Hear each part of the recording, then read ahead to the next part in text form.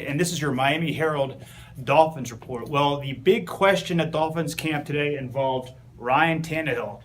Will he play or will he go, as in go off the active roster, as in not play Sunday against the Steelers? This was a key day for Ryan Tannehill's potential return.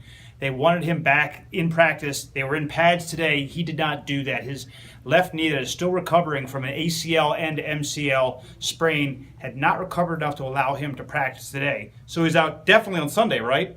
Well, no, not necessarily. The Dolphins are still holding out hope that he can play on Sunday, but he needs to practice. He needs to be on the practice field tomorrow. So tomorrow will be the day that tells us all. But to be honest, it really looking more and more like Matt Moore will get his first playoff start of his career. Adam Beasley was asked about who will start, Matt or Ryan. His answer was this: unless something changes drastically, and those were his words, drastically, it will be Matt Moore Sunday in Pittsburgh. I'll tell you one guy who will play on Sunday. It's Ndamukong Suh, who's had another spectacular season, was a Pro Bowler for the 5th time this year.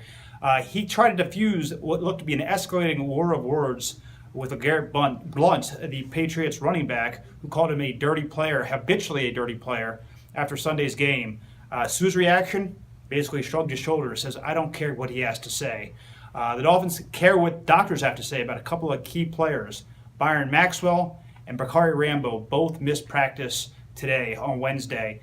Maxwell's missed the last 2 games with an ankle injury. He's day-to-day. Blunt suffered some sort of chest injury, but he's told Barry Jackson, my colleague, that he expects to play on Sunday. He will play. And one more note, Jelani Jenkins was back in practice for the first time in weeks. He says he feels better than the last time he tried to come back and play.